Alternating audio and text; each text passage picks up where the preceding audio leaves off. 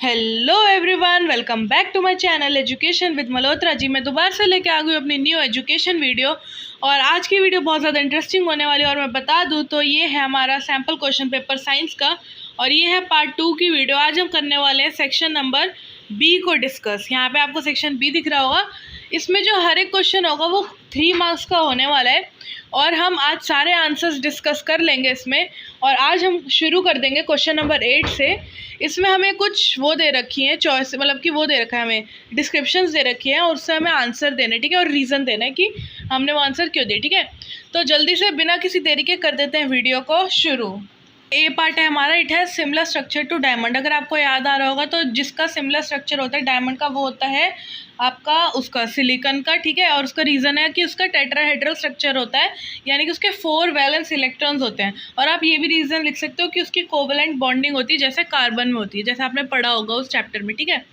तो इसका आपका सिलिकॉन लिखने का हाफ मार्क्स है और जो मैंने आपको 3 रीज़न बताए इनमें से कोई एक रीज़न लिखने का हाफ मार्क्स है, ठीक है। अब चलते हैं बी पार्ट पे। It has same valency as lithium. तो ऐसा कौन सा एलिमेंट है जिसकी सेम वैलेंसी होती है लिथियम से, ठीक है। पहले तो ये बता दो कि लिथियम का एटॉमिक नंबर क्या होता है, जल्दी से कमेंट बॉक्स में बता दो।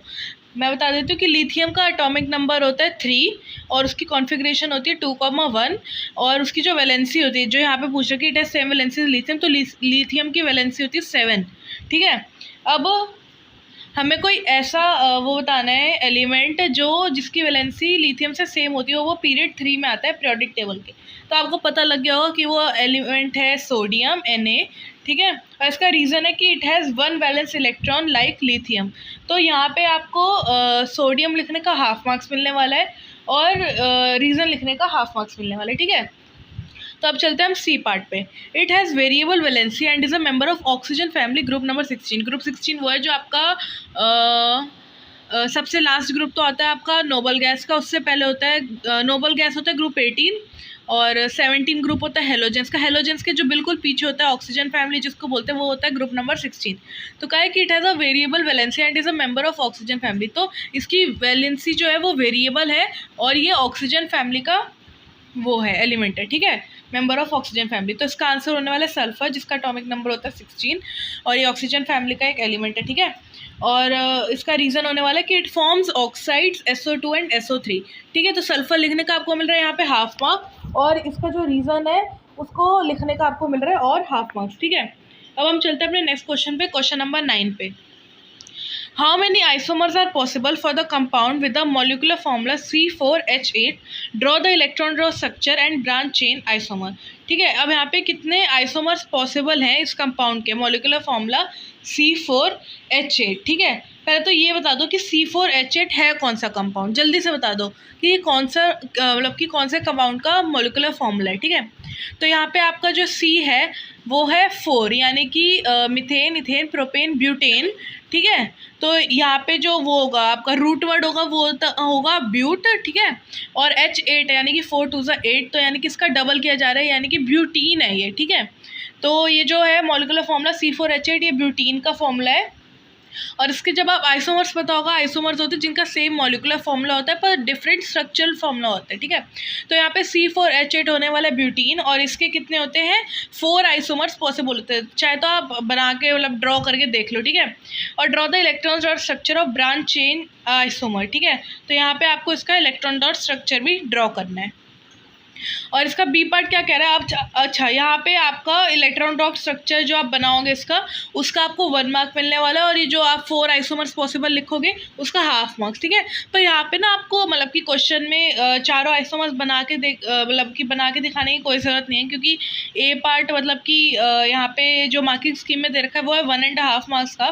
तो आपको हाफ मार्क्स मिलने वाले हैं सिर्फ 4 लिखने के लिए और आपका 1 मार्क है उसका स्ट्रक्चर का, ठीक है। तो यहाँ पे आपका बी पार्ट क्या है कि how will you prove that C4H8 and C5H10 are homologs. तो आपको होमोलॉगस उसकी सीरीज़ की प्रॉपर्टीज़ पता होंगी कि उनकी प्रॉपर्टीज़ में डिफरेंस जो होता है CH2 का, मतलब कि आपको वही सारी यहाँ पे प्रॉपर्टीज़ लिख देनी है होमोलॉगस सीरीज़ वाली, जिससे कि आपका प्रूव हो जाएगा कि C4H8 और C5H10 जो है वो होमोलॉग सीरीज़ के मेंबर हैं, ठीक है। तो इसमें आपकी प्रॉपर्टीज़ जो आने वाली है वो आने वाली कि CH2 का इनमें डिफरेंस होता है और 14U का मॉलिक्यूलर मास का डिफरेंस होता है। इनका सेम फंक्शनल ग्रुप, जो फंक्शनल ग्रुप एंड में जो लगता है ना, जैसे अल्कोहल फंक्शनल ग्रुप जो होता है, OH वगैरह, ठीक है, वो सारे फंक्शनल ग्रुप जो होते हैं इनके सेम होते हैं और इनका जनरल फॉर्मूला भी सेम होता है। तो आप इनमें से कोई भी दो प्रॉपर्टीज, मतलब कि कोई भी दो रीज़न लिख सकते हो और आपका एक रीज़न लिखने का हाफ मार्क्स है और दूसरा रीज़न लिखने का हाफ मार्क्स, मतलब कि टोटल इसका आपको लिखने का पूरा 1.5 है। तो आप इसमें कोई भी 3 रीज़न लिख दो, सेफर साइड के लिए 3 रीज़न लिख दोगे तो ठीक रहेगा कि आपके मार्क्स कटे ना, ठीक है। अब हम चल लेते हैं इसके बी पार्ट पे, मतलब कि इसका और वाला पार्ट जो है उस पर चल लेते हैं, क्वेश्चन 9 के और वाले पार्ट पे, ठीक है। A carbon compound A having melting point 156 K and boiling point 351 K with molecular formula C2H6O is soluble in water in all proportions, ठीक है। आप सोचोगे कि यहाँ पे ये मेल्टिंग और बॉइलिंग पॉइंट क्यों दे रखे हैं, तो यहाँ पे मेल्टिंग और बॉइलिंग पॉइंट कुछ नहीं, आपको बस कंफ्यूज करने के लिए दे रखे हैं, ठीक है। तो इस पर आपको ध्यान देने की ज़रूरत नहीं है। तो यहाँ पे कार्बन कंपाउंड एक ए दे रखा है जिसका मॉलिक्यूलर फॉर्मूला दे रखा है C2H6O। पहले तो ये बता दो कि मतलब कि इसका फर्स्ट पार्ट ही यही पूछता है कि identify A androids electron dot structure, क्योंकि यहाँ पे ना मैं आपको इलेक्ट्रॉन डॉट स्ट्रक्चर तो बना के दिखा नहीं पाऊंगी, तो आप वो तो खुद से बना ही लोगे क्योंकि वो तो आसान ही होता है, नहीं तो आप गूगल सर्च भी कर सकते हो। तो यहाँ पे आपका जो ए होने वाला है वो होने वाला है इथेनॉल, ठीक है। यहाँ पे क्योंकि C2 है और H6 और O लग रहे हैं यहाँ पे, तो O तो OL हो जाएगा, ठीक है। तो इथेनॉल, और इसका बी पार्ट है give the molecular formula of any 2 homologues of A. तो आपको मॉलिक्यूलर फॉर्मूला देना है किन्हीं भी 2 होमोलॉग्स का ए का, ठीक है। तो मॉलिक्यूलर फॉर्मूला होने वाला है वो होने वाला है CH3OH, या फिर आप लिख सकते हो C3H7OH, ये जो है इथेनॉल के होमोलॉग्स हैं। या फिर अगर आप लिखना चाहो तो आप ये भी लिख सकते हो CH4O और C3H8O, ठीक है। तो ये दो जो है आपके ऑप्शन में, आप इनमें से कोई एक भी लिख सकते हो, ठीक है। ये जो मैं आपको आंसर बता रही हूँ मार्किंग स्कीम के हिसाब से बता रही हूँ, क्योंकि इसमें यही आंसर दे रखे हैं और इनके हिसाब से ही चलेंगे तो ज़्यादा अच्छा रहेगा, ठीक है। यहाँ पे आपका क्वेश्चन नंबर 9 खत्म होता है। अब हम चलते हैं क्वेश्चन नंबर 10 पे। क्वेश्चन नंबर 10 में क्या लिखा हुआ है, 2 पी प्लांट्स आपको पता होगा, मतलब कि ये वो वाले हेरिडिटरी एंड एवोल्यूशन वाले चैप्टर का है जहाँ पे वो बेंडल ने एक्सपेरिमेंट किए थे पी प्लांट वाले, उसका है ये। तो 2 P plants, one with round yellow seeds RRYY, capital R है और कैपिटल Y है दोनों, ये ध्यान रखना, and another with wrinkled green small r small y seeds produce F1 progeny that have round yellow capital R capital Y small y seeds, ठीक है। तो यहाँ पे आपको बस बता रखा है कि 2 पी प्लांट है जिनका एक है राउंड येलो सीड्स और दूसरा है रिंकल्ड ग्रीन सीड्स, और वो F1 प्रोजनी में प्रोड्यूस हो रहे हैं, तो राउंड और येलो सीड्स आ रहे हैं, ठीक है। When F1 plants are self pollinated पता है ना क्या होता है, ठीक है। जल्दी से कमेंट में बता दो कि सेल्फ पॉलिनेशन क्या होता है। When F1 plants are self-pollinated, which new combination of character is expected in F2 progeny? यानी कि जब F1 प्लांट्स को सेल्फ पॉलिनेट करेंगे तो F2 प्रोजनी में क्या कैरेक्टर्स न्यू कॉम्बिनेशन आने वाले हैं, ठीक है। ये पूछ रहा क्वेश्चन, पहला पार्ट ही पहले सॉल्व कर लेते हैं, नहीं तो ऐसे मतलब कि रह जाएगा थोड़ा, ठीक है। तो पहला जो है इसका when F1 plants are self pollinated which new combination of character is expected in F2 progeny. तो जो न्यू कैरेक्टर वो आने वाला है वो है राउंड ग्रीन, और इसका राउंड ग्रीन लिखने का आपको हाफ मार्क्स मिलेगा, ठीक है। अब अगला पार्ट पूछ रहा है how many seeds with these new combination of characters will be produced when a total of 160 seeds are produced in F2 generation, explain with reason, ठीक है। तो यहाँ पे आपका आंसर होने वाला है राउंड ग्रीन 30 और रिंकल्ड येलो 30, ठीक है। आपको राउंड ग्रीन लिखने का हाफ मार्क्स मिलेगा और 30 लिखने का हाफ मार्क्स मिलेगा, और रिंकल्ड येलो लिखने का हाफ मार्क मिलेगा और 30 लिखने का हाफ मार्क मिलेगा। तो टोटल आपको हो जाएगा 1 मार्क ऊपर वाले का, 1 मार्क नीचे वाले का, यानी कि ये टोटल 2 मार्क हो गए। और रीज़न जो यहाँ पे कह रहे हैं कि एक्सप्लेन विद रीज़न, तो उसका आपका रीज़न होने वाला है कि जो नए कॉम्बिनेशन प्रोड्यूस होते हैं ना वो इंडिपेंडेंट इनहेरिटेंस की वजह से होते हैं, कि सीड शेप और सीड कलर ये सब जो ट्रेट होते हैं, ठीक है। ये आपने पढ़ा होगा ना कि मेंडल्स लॉ ऑफ इनहेरिटेंस, या मतलब कि इंडिपेंडेंट असॉर्टमेंट में, कि जो कोई भी वो होता है ट्रेट, जब वो करता है, क्या कहते हैं उसको, फ्यूजन होती है ट्रेट में, तो इंडिपेंडेंटली वो एक दूसरे में मतलब कि डिपेंडेंट नहीं होते, ठीक है, फ्यूजन के लिए, ठीक है। अब हम चलते हैं, यहाँ पे हमारा क्वेश्चन नंबर 10 खत्म हो जाता है 3 मार्क्स का। अब हम चलते हैं क्वेश्चन नंबर 11 पे। तो यहाँ पे ना, अब यहाँ पे थोड़े से न्यूमेरिकल्स वाले क्वेश्चन है, तो यहाँ पे सॉल्व करना तो इम्पॉसिबल है क्योंकि यहाँ पे एनोटेशन नहीं हो सकती, ऑप्शन नहीं होगा एनोटेशन का, ठीक है। तो मतलब कि जो मेरी अगली वीडियो आएगी ना उसमें मैं पूरा ऐसा करके रहूँगी कि एनोटेशन वगैरह मैं सब निकाल पाऊँ। तो ये वाली वीडियो में आप थोड़ा सा कोऑपरेट कर लो कि मैं आपको बता देती हूँ स्टेप्स वगैरह, तो आप खुद सॉल्व कर पाओगे, आपकी इतनी प्रिपरेशन तो है अभी। तो क्वेश्चन नंबर 11 का ये पार्ट कह रहा है It would cost a man rupees 3.50 to buy 1.0 kilowatt hour of energy from main electricity board. ठीक है, यहाँ पे एक बंदे का कह रखा है कि 3.50 रुपीज़ लग रहा है उसको बाय करने के लिए 1 kilowatt hour of electrical energy को। ठीक है, और his generator has maximum power of 2 kilowatt और the generator produces energy at the minimum मतलब कि maximum power of 3 hours. Calculate how much it would cost to buy, यानी कि हमें यहाँ पे कॉस्ट निकालनी है कि मतलब कि इतनी अमाउंट ऑफ एनर्जी के लिए कितनी कॉस्ट लगने वाली है। ठीक है, तो यहाँ पे आप पहले एनर्जी का फॉर्मूला लगा देना, P इंटू टी कर देना, मतलब कि पावर इंटू टाइम, और इसमें आप वैल्यू पुट कर दोगे एनर्जी में कि 3 हो जाएगा पावर, यहाँ पे आपका दिख रहा होगा आपको। ठीक है, और T हो जाएगा 2, तो यहाँ पे 3 इंटू 2 करोगे तो 6 किलोवाट आवर आपका आंसर आ जाएगा यहाँ पे है। और उसके बाद आपको कॉस्ट निकालनी है, तो आप उसको क्या करोगे, कॉस्ट ऑफ बाइंग इलेक्ट्रिसिटी जब आप करोगे तो 6 इंटू 3.50 जो यहाँ पे कॉस्ट दे रखी है उसको कर दोगे मल्टीप्लाई, तो आपका आ जाएगा उसमें आंसर 21 रुपीज़। ठीक है, अब यहाँ पे बी पार्ट में आ रहा है कि student boils water in electric kettle for 20 minutes. एक जो इंसान मतलब कि एक बच्चा है वो इलेक्ट्रिक केटल में वाटर बॉयल कर रहा है 20 मिनट के लिए। ठीक है, using the same main supply he wants to reduce the boiling time of water. To do so he had to increase और decrease the length of the heating element, justify और answer.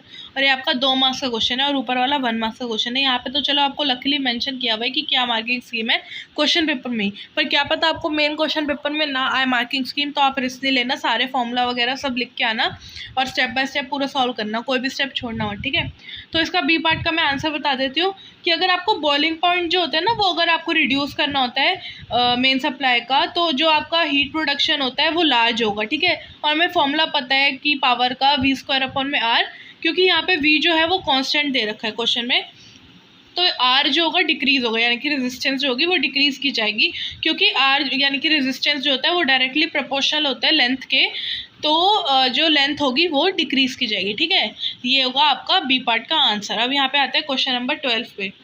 मैं आपको यहाँ पे भी क्वेश्चन नंबर 12 पे orally बता देती हूँ, वो तो बहुत आसान है क्वेश्चन नंबर 12। ठीक है, एक सर्किट दे रखा है, यहाँ पे आपको दिख रहा होगा, यहाँ पे वोल्टेज वगैरह सब दे रखी है, यहाँ पे रेजिस्टेंसेस दे रखे हैं, आपको R1 निकालना है, शायद यही है क्वेश्चन, एक बार पढ़ लेते हैं। In the above circuit if the current reading in the ammeter is 2A, यहाँ पे एमीटर आपको दिख रहा होगा, ये वाला जो है ये आपका एमीटर है, यहाँ पे जो ये दे रखा है। ठीक है, 2A एमीटर में दे रखा है। तो यहाँ आपका जो वो होने वाला है कि ये जो सर्किट है इसमें आपका करंट रीडिंग दे रखी है एमीटर की 2A, what would be the value of R1, तो यही है आपको कि R1 निकालना है। तो यहाँ पे आपको जो ये 5 ओम का रेजिस्टर दे रखा है, ये 10 ओम वाला रेजिस्टर दे रखा है, और ये जो R1 दे रखा है, ये जो आपको ये 3 दिख रहे होंगे 5 ओम 10 ओम और R1, ये तीनों जो आपको दिख रहे हैं ये सीरीज़ में है। ठीक है, आपको पता होगा कि कैसे निकालते हैं कि सीरीज़ में या पैरेलल में। ठीक है, तो आप इनको मतलब कि सीरीज नहीं, सॉरी, तो ये जो तीनों हैं ये पैरेलल में है, 5, 10 और R1, ये मैंने गलती से बोल दिया सीरीज़ में है, क्योंकि यहाँ पे आप देख रहे हो कि 6 से जाता हुआ करंट ना 5 में डिवाइड हो रहा है, और जब आगे जा रहे हैं तो 10 में डिवाइड हो रहा है और R में। ठीक है, तो ये जो है तीनों के तीनों ये पैरेलल में होने वाले हैं। तो इसका आपको पैरेलल का फॉर्मूला पता होगा, 1/R होता है। ठीक है, तो उसमें आपको 1/5 करना है, प्लस 1/10 करना है, और 1/R1 करना है। जब आप इसका एलसीएम वगैरह निकाल लोगे ना तो आपके पास एक आंसर आ जाएगा 3/10 प्लस में 1/R1। ठीक है, जब आप इसका आंसर निकालोगे, आपको नॉर्मल कुछ नहीं करना है, आपको एलसीएम निकालना तो आता होगा, एलसीएम से सॉल्व कर देना है। उसके बाद आपको 1/RP इज इक्वल टू इसका आंसर पूरा RP जो होगा, मतलब कि जो टोटल आ जाएगा ना यहाँ पे इन तीनों का जो वो आएगा पैरेलल वाला, वो आ जाएगा 10R1 अपॉन में 3R1 प्लस में 10। अब यहाँ पे जो आपको ये 6 ओम वाला दिख रहा है और ये जो दूसरा 6 ओम वाला दिख रहा है, और जो आपने अभी इनकी इक्विवेलेंट रेजिस्टेंस निकाली 5, 10 और R1 की, उसको अगर हम RP मान ले तो ये जो तीनों है ना ये आपको सीरीज़ में दिखने लगेंगे। जब इसका आप डायग्राम यहाँ से छोटा कर दोगे ना तो वहाँ पे आपका ये जो होगा ये सीरीज़ में दिखने लगेगा आपको। तो जब आप इनको सीरीज़ में लगाओगे 6 + 6 और RP इनको सीरीज़ में लगाओगे तो आपका जो हो जाएगा इक्विवेलेंट रेजिस्टेंस हो जाएगा। ठीक है, वो हो जाएगा 12 + 10R1 अपॉन 3R1 + 10, ये आपकी हो जाएगी फर्स्ट इक्वेशन। अगर आप यहाँ तक लिख देते हो तो आपको मिलता है यहाँ पे 1 मार्क। ठीक है। अगर आप इसके आगे का भी सॉल्व कर पाते हो, यानी कि आपका ओम्स लॉ लगा के आप V equal to I R वाला फॉर्मूला लगा के यहाँ पे R में आपको इक्विवेलेंट रेजिस्टेंस रखनी है, I पे आपको करंट रखना है 2A, और आपको V यहाँ पे फ्रॉम द सर्किट में से निकालना है। तो क्या आपको R Q मतलब कि वो निकालनी है रेजिस्टेंस इक्विवेलेंट, तो 30/2 कर दोगे तो 15A आ जाएगा यहाँ पे आपके पास करंट। ये आपकी सेकंड इक्वेशन बन जाएगी, यहाँ पे आपको मिलेगा 1 मार्क। ठीक है, अभी तक आपके इतना सॉल्व करने के 2 मार्क्स हो जाते हैं। अगर आप 1 और 2 को इक्वेट कर दोगे ना, तो मतलब कि इक्वेट आपको पता ही होगा कैसे करना है। 12 प्लस 10R1 अपॉन में 3R1 प्लस 10 इज इक्वल टू 15 रख के आप इसको इक्वेट कर दोगे तो 10R1 अपॉन में 3R1 प्लस 10 इज इक्वल टू 3 आ जाएगा। उसके बाद 10R1 अपॉन में 9R1 प्लस 30 आ जाएगा। ठीक है, आप इसको सॉल्व करते जाओगे। अगर आपको कोई भी डाउट आएगा ना तो एक बार कमेंट बॉक्स में लिख देना, क्योंकि मैं ऐसे आपको ओरली समझा रही हूँ तो शायद आपको कम समझ आए। अगर आप चाहते हो कि मतलब कि कोई इसमें से सिलेक्टिव क्वेश्चन में दोबारा डिस्कस करूँ मैं, तो उसकी अलग वीडियो बना दूंगी और उसमें मैं एनोटेशन के साथ बनाऊंगी। ठीक है, तो यहाँ पे आपका जो R1 आ जाएगा वो आ जाएगा 30 ओम आंसर, और ये पूरा क्वेश्चन आपको करने का मिल जाएगा 3 मार्क्स यहाँ तक का। ठीक है, अब इसको और वाला पार्ट भी देख लेते हैं एक बार। Calculate the total resistance of the circuit and find the total current in the circuit. ये वाला तो बहुत आसान है क्वेश्चन, इसमें आपको टोटल रेजिस्टेंस निकालनी है और करंट निकालना है टोटल। ठीक है, तो इसमें आपको क्या करना है कि जो आपका R3 और R4 दे रखा है वो सीरीज़ में दे रखा है। हाँ, तो यहाँ पे R3 और R4 जो है वो आपका सीरीज़ में है, और तो इसकी इक्विवेलेंट रेजिस्टेंस क्या हो जाएगा R3 प्लस R4, यानी कि R3 की वैल्यू आपको दे रखी है 6 ओम और R4 की वैल्यू दे रखी है 4 ओम, तो 4 और 6 हो जाएगा आपका 10 ओम। ठीक है, तो इतना लिखने का आपको मिल रहा है आधा मार्क्स। ठीक है, इसके बाद आपका R5 और R2 जो है वो पैरेलल में, यहाँ पे आपका R5 यानी कि वो जाएगा जो अभी आपने निकाला ना R3 प्लस R4 को प्लस करके, वो आपका R5 हो जाएगा। ठीक है, R5 और फिर ये जो R2 होगा वो पैरेलल में आ जाएगा, और R6 हो जाएगी इसकी इक्विवेलेंट रेजिस्टेंस, यानी कि हम इसको लेट मान रहे हैं। ठीक है, ऐसा जरूर नहीं है R6, आप R7 R8 कुछ भी लिख सकते हो। ठीक है, तो R6 जब आपको निकालो तो आप करोगे R5 इंटू R2 अपॉन में R5 प्लस R2, जो कि हो जाएगा आपका 100 अपॉन में 20, जो कि हो जाएगा आपका 5 ओम्स। ठीक है, तो इतना लिखने का आपको आधा मार्क्स मिल रहा है। अब आप लिखोगे कि R1 जो हमारा है ये 7 ओम, और R6 जो अभी तक हमने पूरा निकाला वो ये जो है ये सीरीज़ में है, और इसकी फाइनल जो इक्विवेलेंट रेजिस्टेंस हो जाएगी एंटायर सर्किट की वो हो जाएगी R is equal to R1 plus में R6, यानी कि R1 7 प्लस में जो हमने R6 निकाला था वो, तो ये जाएगा पूरा 12 ओम्स। ठीक है, अब ओम्स लॉ लगा देंगे हम इसमें, V is equal to I R वाला जो आपने पढ़ा होगा। यहाँ से हमारा I का वैल्यू ड्राइव कर लेंगे, I is equal to V by R. ठीक है, यहाँ पे V आपका वही है वोल्टेज और रेजिस्टेंस वगैरह। ठीक है, तो यहाँ से आप करंट निकाल लोगे, वो जाएगा 24 अपॉन में 12A, और आंसर आ जाएगा 2A, और ये आपका हो जाएगा फाइनल आंसर। ठीक है, यहाँ तक लिखने का आपको मिल जाएगा 1 मार्क्स। और आप ये ध्यान रख लेना कि आप सारी इसमें क्या कहते हैं वो लगा दो, जो वो होते हैं ना सिंबल वगैरह, मतलब कि ओम और ये एम मीटर के मतलब कि करंट का जो होता है सिंबल, ये लगा दो। ठीक है, ये सारे सिंबल ज़रूर लगा देना, क्योंकि हो सकता है अगर मन किया मैम का तो मार्क्स काट सकती है, तो आप मतलब कि सेफर साइड के लिए सिंबल लगा दो तो अच्छा ही होगा। तो अब हम चलते हैं यहाँ से नेक्स्ट क्वेश्चन पे, क्वेश्चन नंबर 13 पे। क्वेश्चन नंबर 13 कह रहा है gas A found in the upper layer of atmosphere is deadly poisonous but essential for all living being.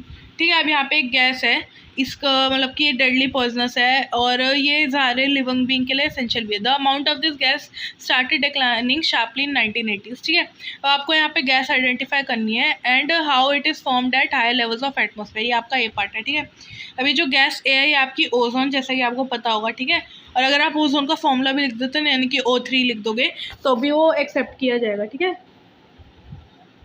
तो यहाँ पे आपका ओजोन हो जाएगा इसका आंसर, और O3 लिखोगे तो वो भी एक्सेप्ट किया जाएगा। इसका आपको मिल रहा है ओजोन लिखने का या फिर उसका फॉर्मूला लिखने का हाफ मार्क। ठीक है, तो यहाँ पे आपको लिखना है कि how it is formed at higher levels of atmosphere. ठीक है, ओजोन जो होता है आपका हायर लेवल ऑफ एटमॉस्फेयर पे इससे फाउंड हो जाए क्योंकि वो यूवी रेडिएशन जो होती है सन की उसके साथ एक्ट करता है, और O2 मॉलिक्यूल के साथ एक्ट करके उसको 2 पार्ट में स्प्लिट कर देता है O2 मॉलिक्यूल को, और वो O और O हो जाता है। जब वो O और O पूरे O2 के साथ रिएक्ट करता है तो वो O3 बन जाता है, यानी कि वो ओजोन बन जाता है। ठीक है, और अगर आप इसका डायग्राम बना दोगे ना तो वो भी मतलब कि एक्सेप्ट किया जाएगा कि उसका 1 मार्क मिल सकता है, पर मैं उसके लिए श्योर नहीं हूँ।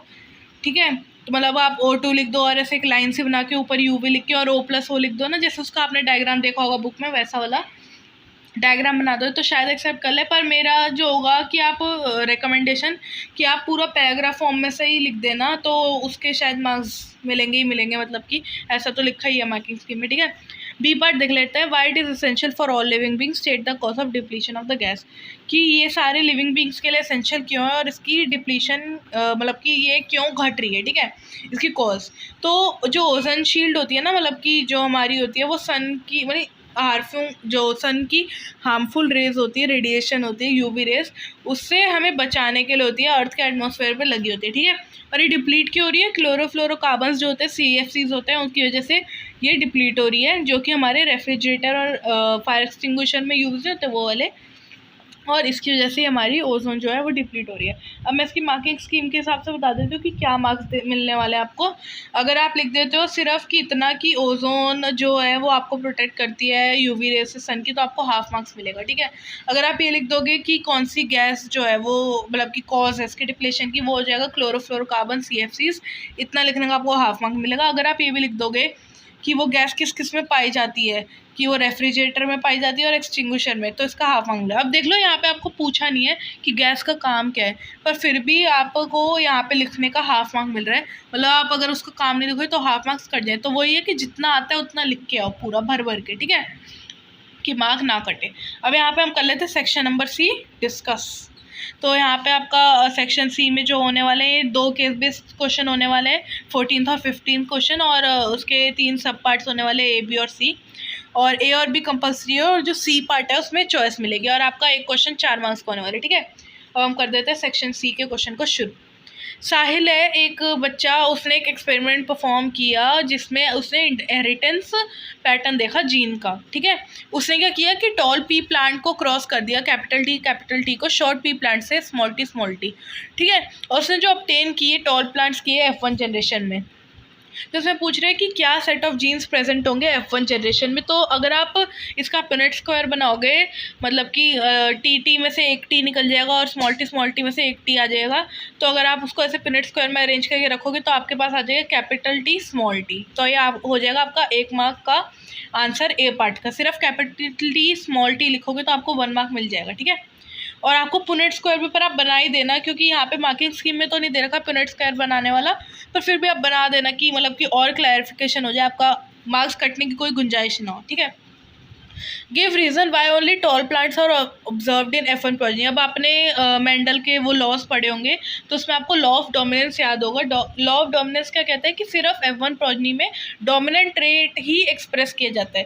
तो ये जो यहाँ पे कैपिटल टी है ना, यानी कि टॉल, ये डोमिनेंट ट्रेट है, और जो स्मॉल टी है ना वो है शॉर्ट, यानी कि वो है रिसेसिव ट्रेट, ठीक है। अगर आप डोमिनेंट और रिसेसिव ट्रेट की डेफिनेशन लिख दोगे ना तो वो भी एक्सेप्ट किया जाएगा, पर उसमें आपको एग्जांपल लिखना पड़ेगा कि कैपिटल टी डोमिनेंट है या वो टॉल है, और स्मॉल टी शॉर्ट है और वो रिसेसिव है, ये लिखना पड़ेगा, ठीक है। और इससे आपका बी पार्ट खत्म होता है और इसका आपको मिल रहा है 1 मार्क। सी पार्ट है आपका when F1 plants were self-pollinated, a total of 800 plants were produced.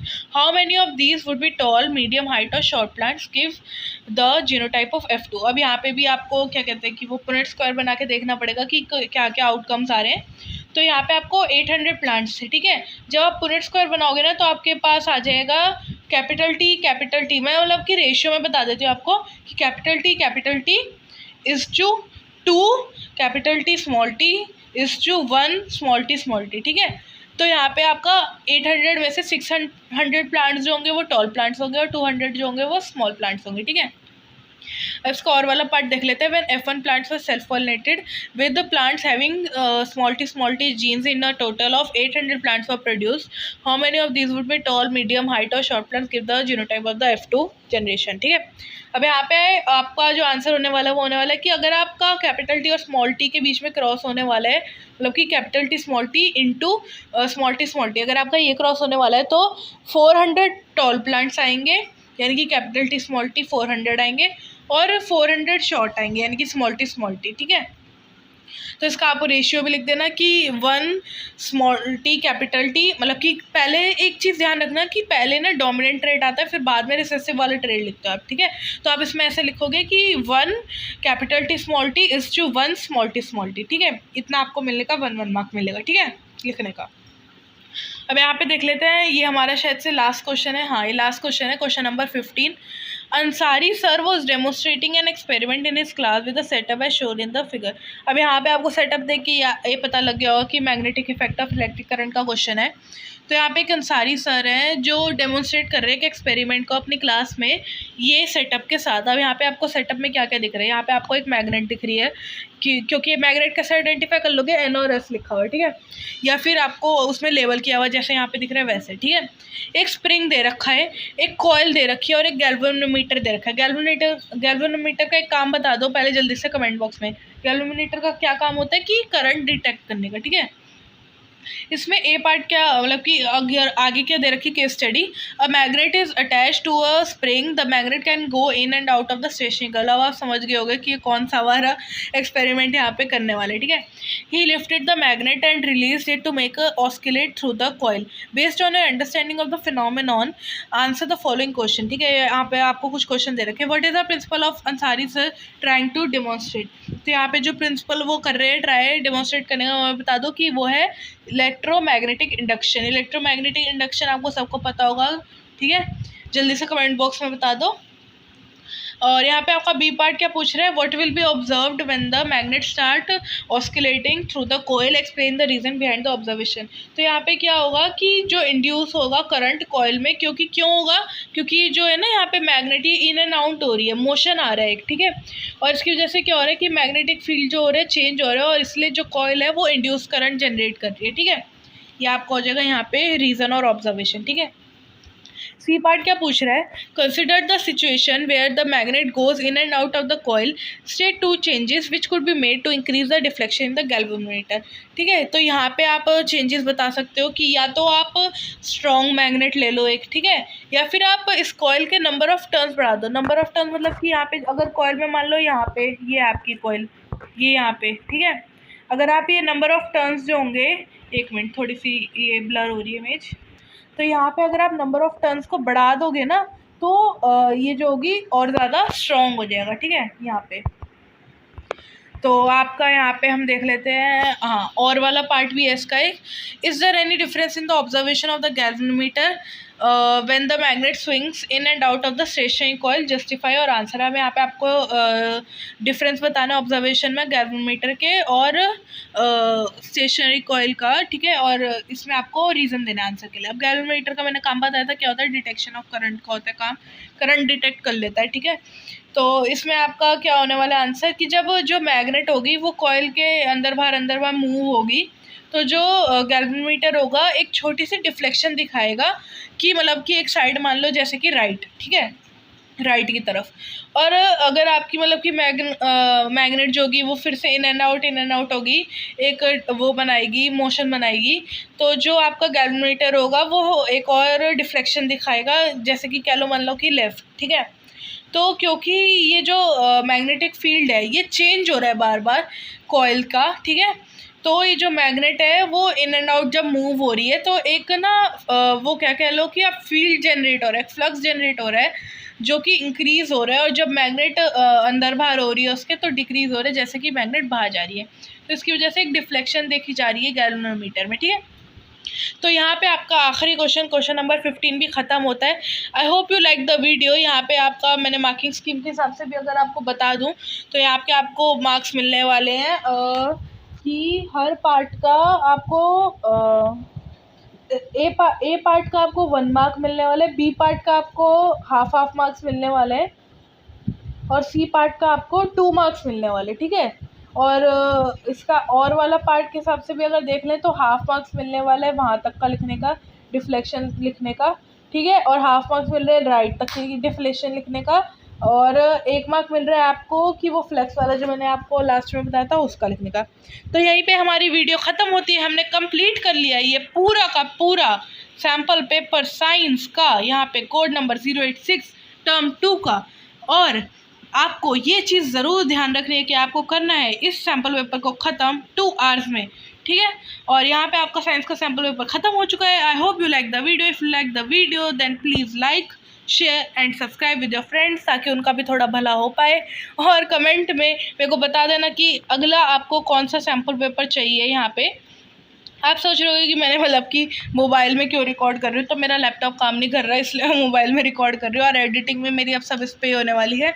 तो आप बता देना कि आपको कौन सा अगला चाहिए, यहाँ पे सैम्पल पेपर कौन सा सब्जेक्ट का चाहिए, तो मैं उसको सॉल्व कर दूँगी, आपके लिए ले आऊँगी। और अगली बार मैं एनोटेशन वाला ऑप्शन भी ढूंढ के ही रहूँगी और आपको एनोटेशन के साथ सॉल्व करके दिखाऊंगी। अगर मैथ्स का पेपर आप कहोगे तो उसमें तो सॉल्विंग का ही होता है, तो एनोटेशन मैं कहीं ना कहीं से ढूंढ के लेके आऊँगी और एनोटेशन के द्वारा आपको समझाऊंगी। आज के लिए इतना ही। बाय बाय, टाटा, see you in the next video.